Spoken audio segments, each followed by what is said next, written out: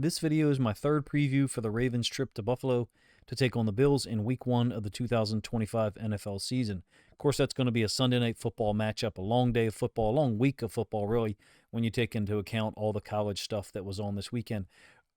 This video, however, is not going to be a film study preview. I've put out a couple of those already, one focusing on the Ravens offense, and then one focusing on one of the foundational plays or formations out of 11 personnel that the Buffalo Bills will certainly use on offense. This is going to be data analysis, looking at some old school football data that's been around, basically game stats, not advanced metrics, as well as some of my observations from watching these two teams collide across the seasons. The regular season matchup in 2019, 2020 AFC divisional round matchup, 2022 Week 4 matchup in Baltimore, won by Josh Allen and the Bills, I think 23-20, and then the two matchups in 2024, the Week 4 blowout win for the Ravens in Baltimore, and then the playoff loss up in Buffalo, 27-25. As an aside, or a corollary to what I'm going to talk about here, Edgar Allen, EA, and I are working on a cooperative project this year called Inside the Coverage, where we take a look at what choices Zach Orr makes in terms of coverage / blitz dynamics or balance in certain parts of the field against certain personnel groups. However, this week, in anticipation of the Ravens-Bills matchup, our focus for Inside the Coverage is going to change. We're going to look at how the Bills have defended the Lamar Jackson-led Ravens across recent years. In essence, across all of those games that I just mentioned, spanning the Greg Roman and the Todd Monken era, in an attempt to ask or maybe answer the question, have the Bills consistently defended Lamar Jackson and the Ravens the same way? Basically, are they utilizing a conservative approach in certain areas of the field to limit Lamar's impact? Or is that just part and parcel of their defensive structure? If you don't know, Buffalo has been a base 4-2-5 or nickel defense team with Taron Johnson as the nickel / star or fifth defensive back. He's a fantastic football player, great in coverage, also can play that extra linebacker role against the run. Super committed and aggressive and smart in terms of recognizing things. How much of this is the Bills' structure? How much of this is their answer to dealing with Lamar Jackson? When I say this, I mean zone-oriented / split field coverages that are somewhat conservative in nature. I also want to show some of the data that kind of flows through these matchups. The two playoff losses, both of which unfortunately have occurred in Buffalo, right? And I think that plays a role where that's a factor. Losing certain regular season games in 2020 and 2024 came back to haunt the Ravens. I'm also going to present some of the advanced metrics from the TOR data that I've come up with and how I think it can be used to kind of predict things, basically what Baltimore will be able to get accomplished in this Week 1 matchup against the Bills defense, looking at how Todd Monken has been able to exploit their defense, their too high structure, consistently in his first two exposures to that defensive structure. I'm going to let some stats flow across here. These are encompassing all of the matchups between the Josh Allen and Lamar Jackson-led teams. Perhaps those graphics are flowing through too quickly. My apologies for that. I'll try to slow that down a little bit. On some level, I do think that Lamar and Todd Monken, they're going to be able to produce. I do know that the Bills have upgraded their defensive roster. I personally really like their draft. I thought it was spectacular, right? First of all, Maxwell Hairston and TJ Sanders, their first two picks, I think they picked Sanders at 41. But even down to guys like Dorian Strong, the corner from Virginia Tech. I have no idea how Strong has looked in the preseason or where he is on their depth chart. But, he may even be a third-string guy. I'm not sure. But I think he fits their style of play. He's physical, he's strong, smart, and fits within a zone-based or matchup structure. And so from that standpoint, Buffalo certainly tried to update or upgrade their defensive personnel, their defensive talent. And I think they have. Maybe that won't shine through in Week 1 or Weeks 3, up to Weeks 3 or 4, but there will come a point in time, I think, where all of that young talent gets merged together. In that case, I think Monken and the Ravens are catching them perhaps at the right time. Week 1, in 2 games, look, Monken's offense last year in 2024 put up 45 first downs and 840 yards of offense. The Ravens will move the ball. This is just about getting touchdowns instead of field goals when the opportunity is available, and then obviously not turning the football over, right? Attacking what the Bills do. This is my premise here, and it'll be the focus of what EA and I will try to bring to this week's Inside the Coverage. Like I said, we'll generally focus on the Ravens' defensive side of the ball. We're going to take a switch this week because we think it's important that you, the listener or observer, have an idea of what the Bills try to do against Lamar Jackson and the Ravens and when they try to do it. So for that matter, we decided to focus on the Bills' defense against the Ravens this week. And again, that's typically going to come out on Wednesday afternoons or Wednesday nights. Personally, I have long believed that the Bills are very conservative from the -20 up until we've crossed midfield, perhaps to the 38 or the 40-yard line. Too high structure, generally zone, keeping things in front, trying not to give up big plays. And then the blitzes or man coverage will start. Since at that point, we're close to field goal range, or in fact, maybe we've crossed into it.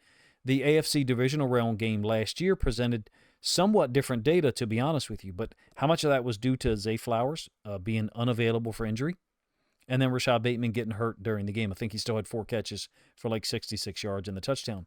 At one point in time in the fourth quarter, the Ravens have Nelson Aguilar, Anthony Miller, Steven Sims, and Tylan Wallace on the field at various points at wide receiver. I think it's worthwhile to point that out, that the receivers that we had on the field didn't threaten the Bills in the same way, and then their defensive staff adjusted. That's my opinion. That's the way that I'll look at it in terms of them playing more man. I don't believe that the Bills have a man-oriented roster from a personnel standpoint. It's not to mean that Benford and Taron Johnson and Tre'Davious White, who's there but I think suffered an injury in training camp, that those guys can't play man at certain times, but they will not be predominantly a man coverage team. That's not what McDermott has had them play. I thought it was folly when a lot of national analysts after the division round game last year pointed out, oh, the Bills played more man, and that's why they were more productive. No, they weren't. Go look at the points per game, the yards allowed, points per play, or yards per play allowed, and the Ravens were able to get things accomplished. I think that Todd Monken has answers built in, and in my opinion, he'll come in here with a good game plan. I don't think that analysis that was put out there by many really is accurate from the standpoint of when we have Rashad Bateman, Zay Flowers, and now DeAndre Hopkins on the field. If you want to play man with the corners that the Bills are going to put out there on the field in week 1, go right ahead. I think the down and distance / field position dynamic, or those elements, are more important to McDermott.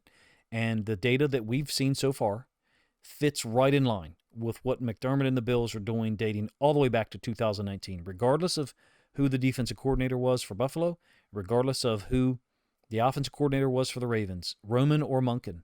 The coverage data pretty much lines up. I'm not going to go into all of it here. I'm just going to mention it because some of it's still not completed, to be honest with you, but the patterns are fun to look at. I am going to talk about a little bit different numerical presentation, something I worked on in the offseason, and I think it warrants consideration here based upon how effective the Ravens were last season against the Bills and what that could mean in terms of their chances to get a victory. So here's kind of what I'm talking about. I think we know what to expect from the Ravens pretty much on a week-by-week basis. There are some anomalies, don't get me wrong. This is a website / app that a friend in the Lions Discord created for me that provides categorical descriptions. First of all, you can see elite, above average, best in the NFL, or in the case of penalties per game, poor for the Ravens or any team across the NFL across 10 or actually 11 different metrics or categories. It provides a one-game score from 0 to 100, and in this case, I called it TOR, Total Offensive Efficiency Rating. And I think from a Ravens standpoint, we know that they're going to have a high yards per play. And we know that we're going to have a lot of opportunities to score points. There's a high output. All we have to do is limit turnovers, and the Ravens are going to get a lot of wins. I do want to mention something here from a Ravens standpoint. 2024, we had the highest metric for this. This is a metric that I created myself, so of course it didn't exist beforehand. However, because of Ty in the Lions Discord, he was able to go back and reverse engineer this data all the way back, dating back to 1999. So just briefly, with the Ravens having a 76.9 TOR ranking in 2024, how good was that? If you compare it to 2019 data for the Ravens. Of course, that was the year that Greg Roman and Lamar Jackson put together historic rushing output. It compares favorably, if you ask me. I always deselect QB kneels, but keep quarterback spikes in here because it is a stat. The Ravens' season-long tour for 2019 was a 69.1. That is right in line with some historic offenses from NFL history, at least in the last 20 years. I'm talking about the 2018 Kansas City Chiefs, the 2013 Denver Broncos with Peyton Manning his first season at the helm, and even the 2007 New England Patriots. All of those teams were just below 70 from a season-long tour ranking. Tour is a one-game metric. It's designed to judge one-game efficiency with 10 categories being weighted 10 points each, and then an 11th being essentially a subtraction column. Unfortunately for the Ravens, that happens to be the penalty yards column. So what I want to talk about here is the 4 games where the Ravens were below 70, and in 3 of those cases, below 60. They lost each one of those games. Excuse me, I misspoke there. 4 games where they were below 60. Those are the Ravens' 5 losses right there. Week 1 against Kansas City. Week 2 against the Raiders. Week 8, the road loss to the Cleveland Browns. Week 11 on the road to the Steelers. And then Week 13 at home to the Eagles. One thing that I noticed looking at some of the elite teams in the NFL, and when I say elite, I mean Philadelphia Eagles, Kansas City Chiefs, Detroit Lions, Baltimore Ravens, Buffalo Bills, Houston Texans. Let's talk about the Eagles and the Chiefs first of all. Those 2 teams were 10-0 when their tour ranking or tour score was in this range. So essentially from 50 to 64. That first one, the 66, is a little bit outside the range that I'm describing. Essentially the average score, the statistical mean for tour across the entirety of the NFL in 2024 was a 50.37. The Eagles and the Chiefs could have average to below average offensive efficiency and still win games. They were 10-0 in that range, between a 50 and a 64. The Ravens were 0-4, as you see. All of the Ravens' wins occurred when they were at 70 or above. Our 5 losses were when we were below 70. In this case, 66, 57, 59, 41, and 55 for the Eagles, excuse me. The point is the Ravens defense last year wasn't able to hold up their end of the bargain when the offense didn't overwhelm someone. And from that standpoint, I think the Bills' strategy in the playoffs this year was sound. Oh, by the way, the Ravens' first matchup against the Bills was an 87, and the second matchup in the playoffs, once it loads, you'll see is a 73. The 87 score for the Ravens in Week 4 from a tour metric standpoint, teams in that range win 93 to 94% of their games, and that's across 2023 and 2004 data. In the playoffs here, like I said, the Ravens tour was a 73. Still, quote, should be good enough to get a win. It's a highly winnable range. But the difference here is when both teams are in the same range, meaning when both teams are either 1 standard deviation above the mean, which is essentially between 51 and 64, or when they're in 2 standard deviations above the mean, the team with the higher tour ranking wins 97% of the time. For example, this is the Bills data from that same playoff win against the Ravens. The Ravens had a 73. Buffalo had an 82. So the point here for me is when 2 teams are in the same range, when it's 50 to 64 tour ranking, that occurred 33 times according to the data that I had from 2024, and the team with the higher tour score in those 33 games won 27 out of 33 matchups. I think it's even more decisive than overall turnovers, which was only 24 of 33. So there's a little bit more of a pattern there, I think, that will hold, meaning the Ravens are going to be able to be efficient on offense, in my opinion. And look, the Bills, like I said, they made serious attempts to improve their defense. And I actually think it'll take a little bit of time for that to occur. Let's just focus real quick on what the Bills had in terms of these categories. And there is oftentimes a carryover between penalties per game and some of the top offenses in the league, except for the Detroit Lions. They had the second highest score for a season-long ranking, and you can see they ranked 5th. As an aside, once again, credit or shout out to Ty for creating all of this website for me that allows me to go in and grab this data pretty much instantly after each game concludes.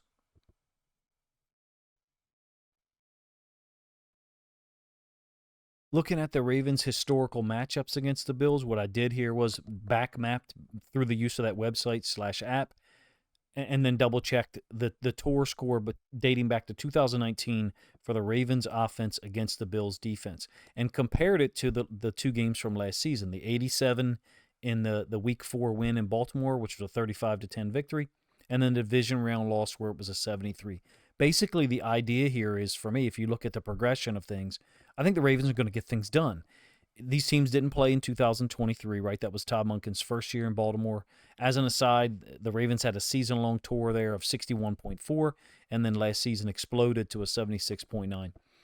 And look, even that 2023 score for Todd Monken was kind of pulled down because in Week 18, the Ravens essentially forfeited and had a tour ranking on a 0 to 100 scale of 9. Without that game, which I think was a loss to the Steelers, they would have had a 64 tour average for the year in 2023, Monken's first year here.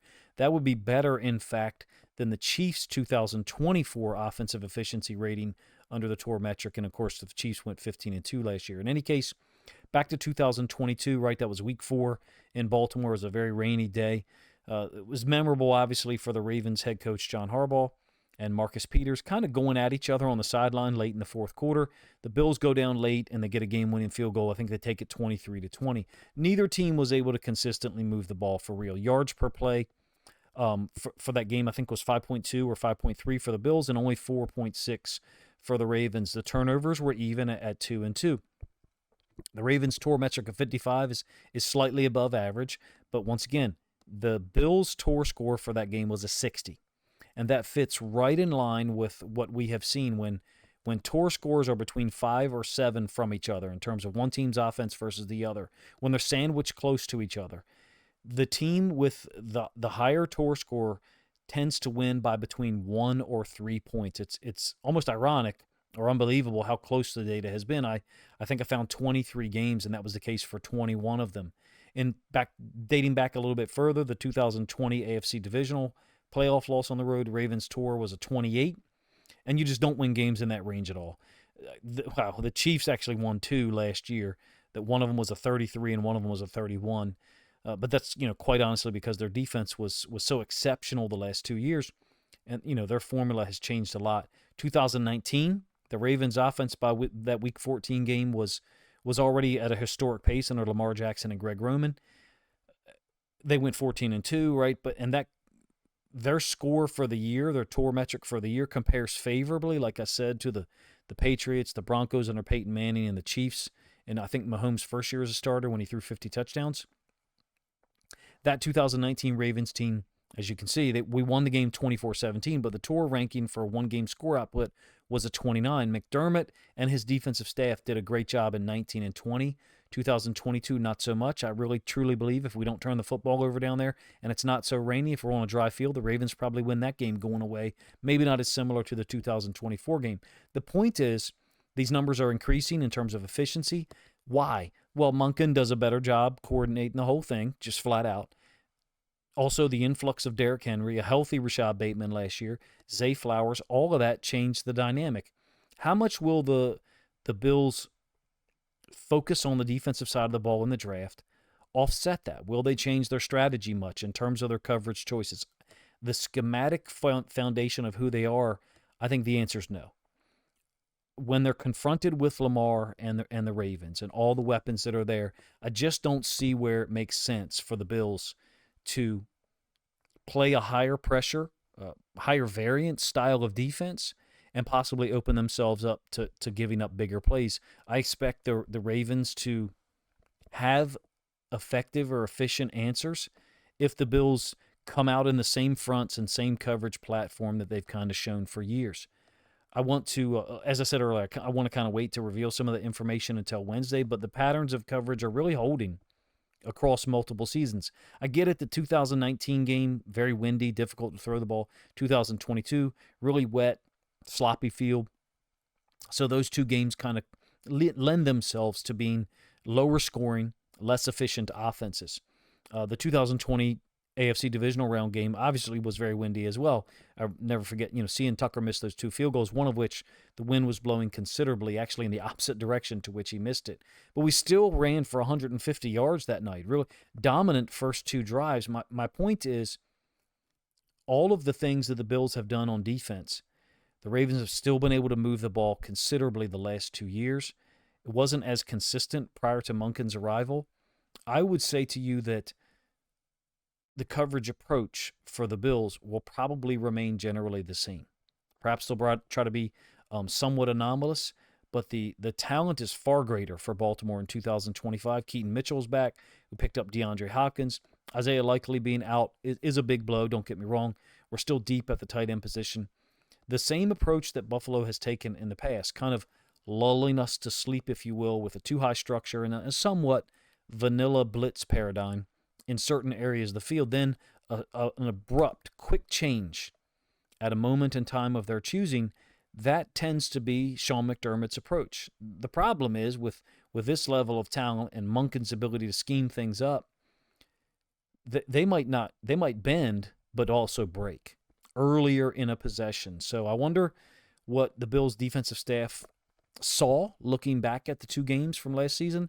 As I said earlier, over 840 yards of total offense, 45 first downs. Check this out. In the 2 games, the Ravens had 20 drives, 20 possessions, and that resulted in 60 points scored by the offense. So unless I did my simple math wrong, that sounds like 3 points per drive.